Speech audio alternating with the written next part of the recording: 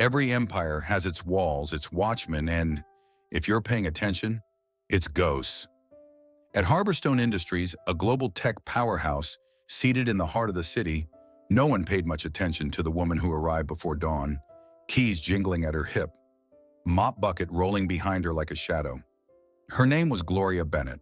She was 48 years old and had been cleaning the halls of Harborstone for over 15 years. She clocked in before sunrise, cleaned the same 27 floors, and was always gone before the first executives arrived in their black sedans and tailored suits. She never interrupted meetings, never broke protocol, never made a scene, and that's exactly why no one ever saw her coming. To them, she was a fixture, background, the woman who tidied their trash after late-night strategy sessions and polished the glass walls they tapped during high-stakes presentations. But they never looked her in the eye, never asked her name, never wondered why she was always there, observing. Gloria, however, knew them all, by name, by habit, by secret. She wasn't just Harborstone's janitor. She was the silent heir to the company's legacy, the rightful owner of 42% of the corporation, left to her by her late uncle, Walter Pierce, one of Harborstone's original founders. But Gloria had never announced her inheritance, never sat on the board. She chose instead to watch from below, literally taking mental notes on how those in power abused it, who they ignored, and how far they would go unchecked. And for years, she kept her silence. But silence, like dust, eventually settles into every crack. And Gloria had seen enough, especially after one public insult from CEO Gavin Cross would make her decision final. He saw her as disposable, but soon he'd learn that the woman who swept the floors beneath him had the power to wipe him from the top floor altogether. She called it Operation Clean Sweep, and it was about to begin. If you believe real power doesn't always wear a suit and tie, press 7 in the comments to continue following Gloria's incredible rise. You won't want to miss what happens next, because this cleaning lady is about to clean house. The auditorium on the top floor of Harborstone Industries glistened under soft stage lighting, its glass walls revealing the morning skyline beyond. The room buzzed with carefully curated enthusiasm. Executives mingled over catered pastries, department heads checked their notes, and interns lined the back wall, wide-eyed and eager to impress. The quarterly all-hands meeting was the company's signature ritual, part performance, part pep rally. Gloria Bennett, clad in her usual cleaning uniform, leaned against the rear wall, mop in hand. She wasn't required to be there. No one invited her. But she made it a habit to attend every major meeting unnoticed, claiming a spot by the exit where she could see and hear everything. She'd learned a long time ago that what people say when they think no one important is listening reveals more than any official memo. On stage stood Gavin Cross, the CEO, polished, rehearsed, and radiating corporate bravado. His expensive suit was tailored within a millimeter of perfection, and his speech flowed like a TED Talk. Words like disruption, scaling, and synergy rolled off his tongue as slides flicked by behind him. He was in his element, performing for the company he thought he owned. "And let's talk efficiency," Gavin said, pacing across the stage with the confidence of a man who had never been challenged. "We pride ourselves on being lean, agile, and forward-thinking. But lately we've been dragging some dead weight, people who are more tradition than transformation." A chuckle murmured through the crowd. Gavin's eyes flicked toward the back. They landed on Gloria. "And some folks," he continued, tone turning sharper, "don't even belong in this room, let alone in this company. Maybe that's where we need to start trimming next." The spotlight didn't follow his gesture, but everyone understood. The laughter that followed wasn't loud. It was restrained, awkward. But it was enough. Enough to make Gloria, the woman who had walked these halls every day for 15 years, feel small in a building she quietly owned nearly half of. She didn't react. Not visibly. She simply blinked once, then turned to leave the room. Gavin, already pivoting to his next slide, never noticed. He thought he had made a clever joke, delivered a moment of levity. What he didn't realize was that, in mocking her publicly, he had lit the fuse. 15 years of notes, 15 years of silence, 15 years of watching the company rot from the top. Now she would clean it from the inside out, and he would never see it coming. Gloria Bennett was a janitor on paper, but on paper alone. Beneath the surface of her navy blue uniform and quiet demeanor lived a truth few could ever imagine. She owned 42% of Harborstone Industries, making her the company's largest individual shareholder. It was a fact unknown to nearly everyone in the building. The executives who passed her in hallways never gave her a second glance. The HR reps who filed her time cards saw her as another facilities staffer. Even Gavin Cross, the very man who mocked her in front of hundreds, had no idea she was his most powerful adversary. It all began with her uncle, Walter Pierce, one of Harborstone's original co-founders. A brilliant mind, but also a man who distrusted vanity, Walter believed that companies only remained strong when they stayed connected to their roots. He saw early on how corporate culture began to reward flash over substance, and he feared what Harborstone would become once he was gone. So before his passing, Walter made a decision that stunned the few who knew about it. He left nearly half his shares to his niece Gloria, not to a board, not to a trust, not to the next rising star in a suit, but to the quiet woman who had never once asked for a title. She was shocked when the papers were handed to her, but Walter had left a letter with him. In it, he wrote, "You've always understood that leadership isn't about being seen. It's about seeing, watching, learning. I trust you to protect what we built, not by climbing to the top, but by standing beneath it and holding it up." And that's exactly what Gloria did. Instead of announcing herself, she stepped further into the shadows. She resumed her job as a cleaner, not out of shame, but by choice. She knew that from that vantage point, she would see the company's true soul, the break room conversations, the whispered firings, the way leadership treated those with no voice. For 15 years, she gathered more than trash. She gathered truth. And now, after years of patient silence, she had reached the conclusion Walter knew she would. Harborstone had lost its soul, and it was time to reclaim it. Not with a press release or a hostile takeover, but with precision, with proof, with power that didn't need to shout. Gloria was done hiding. It was time they met the real woman behind the mop. Gloria Bennett didn't need to raise her voice or call attention to herself. She had something far more powerful: time and access. For 15 years, while executives schemed behind closed doors and board members shook hands under golden lights, Gloria swept through offices with a quiet presence no one questioned. She was the one person with clearance to every floor, every room, every executive suite. While others were busy trying to climb the ladder, she was already in every room they thought was private. What they failed to realize was that walls may be soundproof, but arrogance is loud. Gloria had heard it all. The late-night phone calls on speaker left ringing unattended. The whispered conversations between rising stars and morally gray mentors. She saw sensitive memos tossed carelessly into trash bins. She noticed the expense reports that didn't add up, and she watched as one department head after another was let go. Not for underperformance, but for pushing back. She didn't confront, she documented.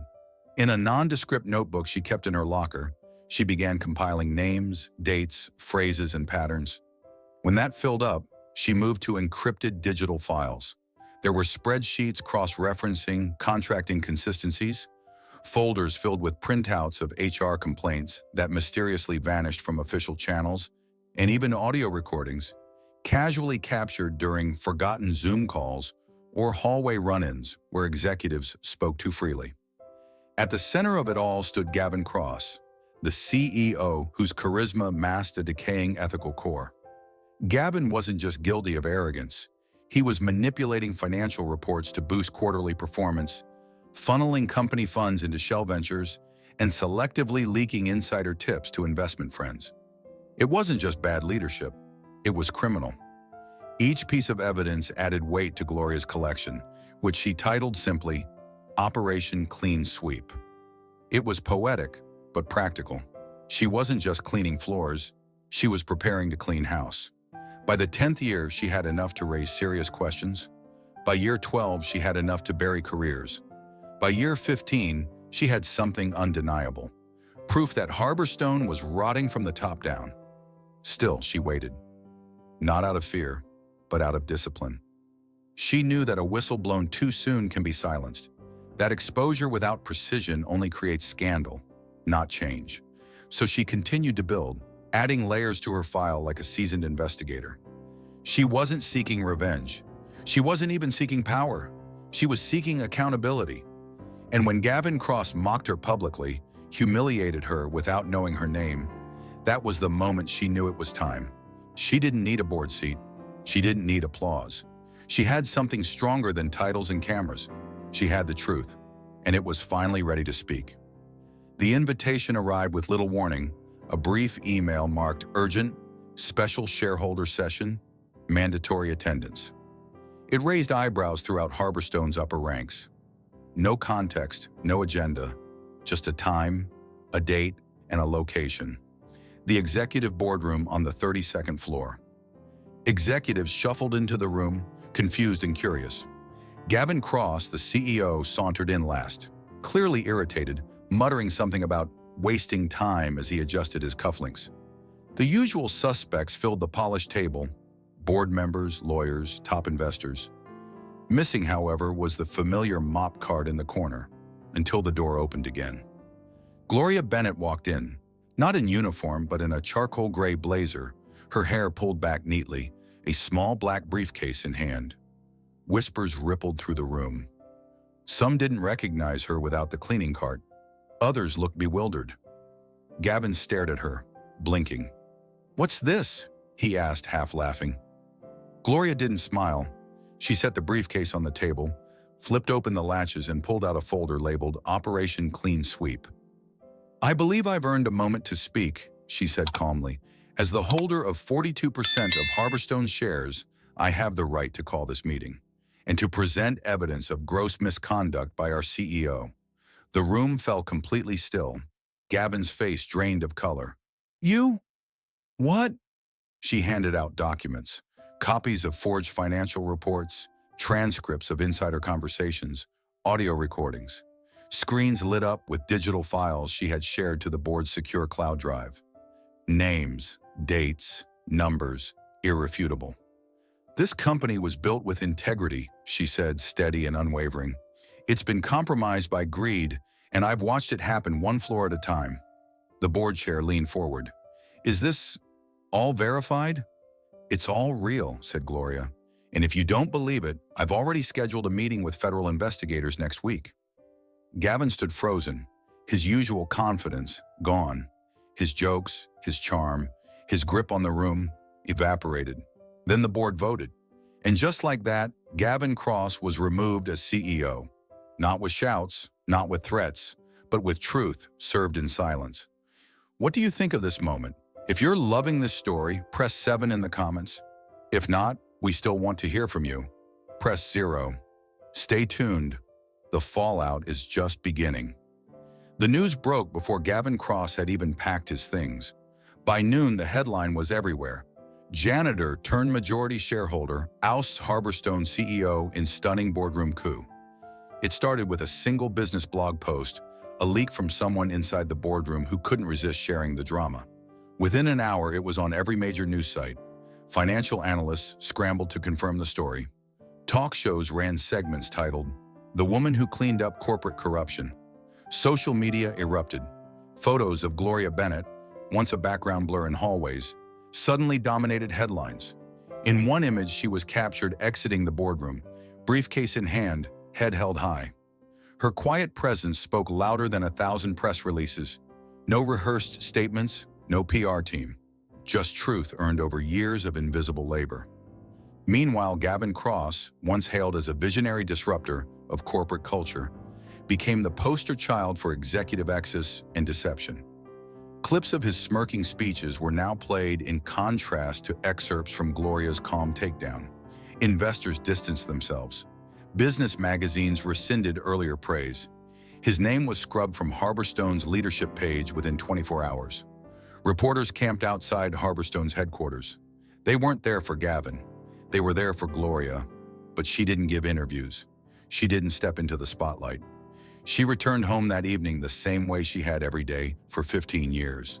On the city bus, with a paperback in her lap and her tote at her feet. Inside the company, the ripple effects were immediate.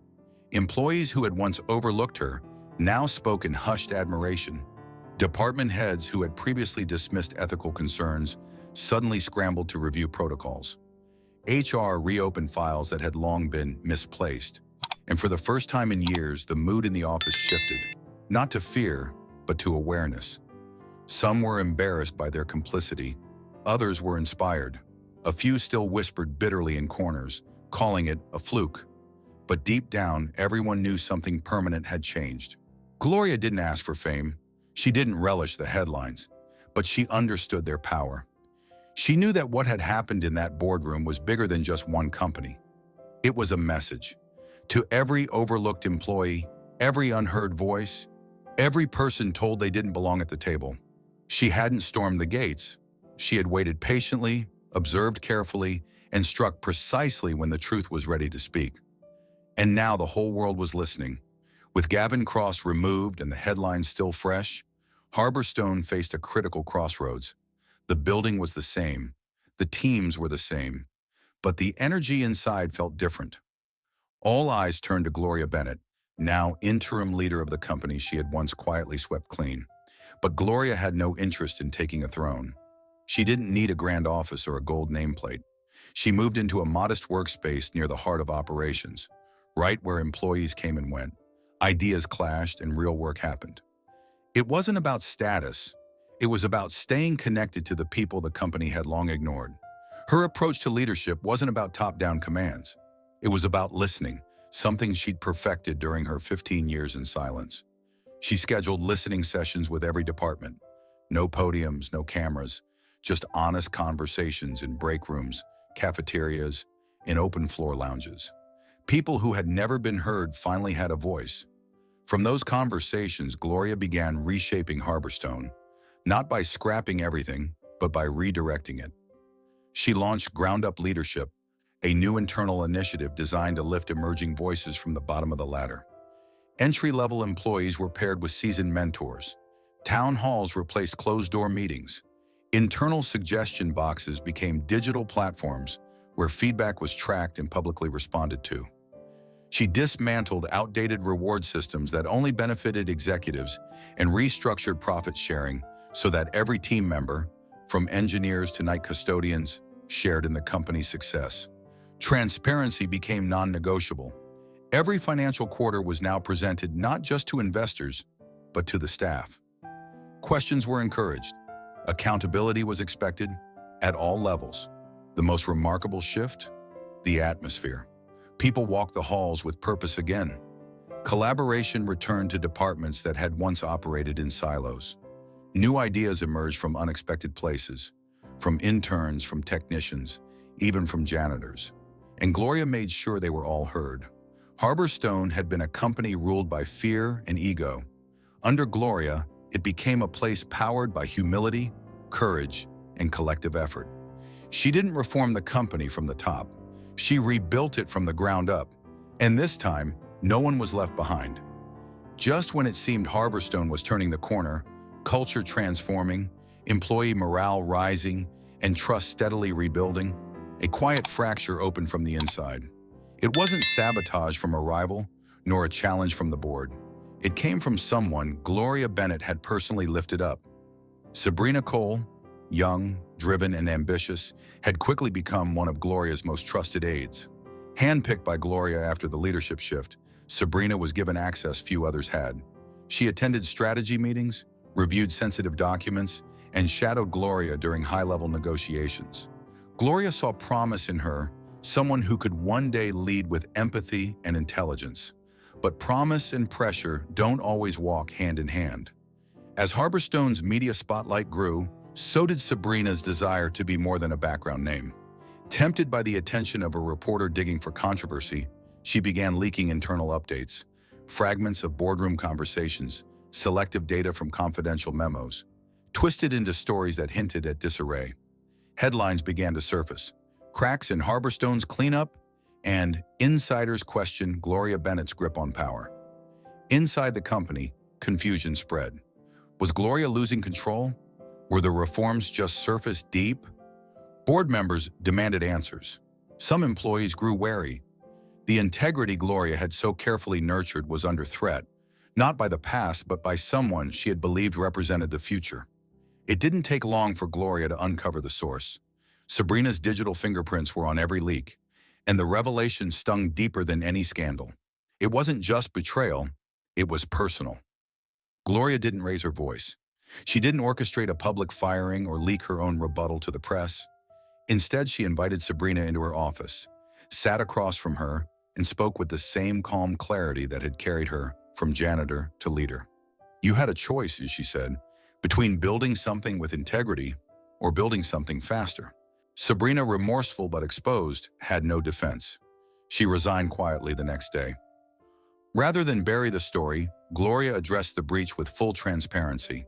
She explained what happened, took responsibility, and recommitted to the values that had brought Harborstone back from the edge. And once again, she showed the company that real leadership isn't about avoiding storms. It's about standing in them with your head held high. In the end, Gloria Bennett didn't need a title to make history. She never sought applause, and she certainly never dreamed of becoming the face of corporate reform. But her story of quiet observation, fearless truth-telling, and ethical transformation became one that would ripple far beyond the glass walls of Harborstone Industries. The woman who had once arrived before dawn to clean up after executives was now the reason those executives saw their company and themselves differently. She had exposed more than corruption. She had exposed a culture that had forgotten its people, its purpose, and its promise. And she had reminded them, without shouting, without spectacle, that true leadership begins not at the top, but where people are often least seen. Under Gloria's stewardship, Harborstone didn't just recover, it redefined what success looked like. No longer obsessed with image and metrics alone, the company shifted its compass. Innovation was no longer just about technology, but about values. Productivity no longer came at the cost of people's well-being. Employees no longer feared leadership. They trusted it. Yet even as praise poured in from media outlets, shareholders, and leadership experts, Gloria remained at heart the same woman who had quietly pushed a mop cart down the 27th floor hallway for years. She often joked that she felt more at home in utility closets than boardrooms. And while people now stood when she entered a room, she still preferred to sit at eye level, never above anyone. When asked why she had never revealed her ownership stake earlier, she simply replied, "You learn more from silence than from a microphone." Eventually, Gloria declined the offer to become Harborstone's permanent CEO. Instead, she proposed a rotating leadership council, made up equally of executives and non-executive staff, to ensure that decision-making would never again be locked behind status. She returned to a mentorship role, guiding younger leaders not just in strategy, but in character. And though she stepped out of the spotlight, her presence never left. Her story became part of the company's DNA, told to every new hire, etched in the welcome packets, quoted on walls not as a slogan, but as a reminder. The woman who swept the floor also swept out the lies. What Gloria left behind wasn't just a restructured company, it was a legacy.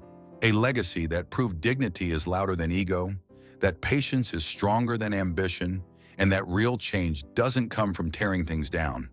It comes from lifting others up. She didn't just lead Harborstone through a crisis, she redeemed it. And she did it the only way she knew how, with grace, humility, and the quiet power of doing what's right, even when no one's watching. Stories like Gloria Bennett's remind us that character is still the most powerful form of leadership. Even in a world often distracted by status, noise, and image. In a time where louder voices often drown out the wise ones, Gloria's journey shows that true strength lies not in titles or recognition, but in integrity, patience, and quiet courage. For those of us who've lived through decades of change, who've seen both the rise and fall of leaders, values, and institutions, Gloria's example rings especially true. She didn't come charging in with a demand to be seen. She waited, watched, and understood that timing matters as much as truth. She knew that when the time was right, dignity could speak louder than ambition ever could. Many older adults may relate to the feeling of being overlooked, especially in a world obsessed with youth and speed. Gloria's story is a powerful reminder that age brings not just experience, but perspective, the kind that can change organizations, families, and communities. Her years of service, her quiet presence, and her choice to lead from beneath rather than above show us that influence isn't measured by how many people know your name, but by how many lives you quietly improve. We also learn that betrayal, even from someone close, is not the end of one's story. Gloria handled disloyalty not with vengeance, but with principle. In that moment, she taught us something important. How you respond to disappointment reveals more about your legacy than how you celebrate success. Perhaps the most beautiful lesson of all is that it's never too late to step into your purpose. Gloria had been part of Harborstone for decades, unnoticed until the moment came for her to act. And when it did, she didn't just expose wrongdoing, she rebuilt an entire culture. That's something anyone, at any stage in life, can take to heart.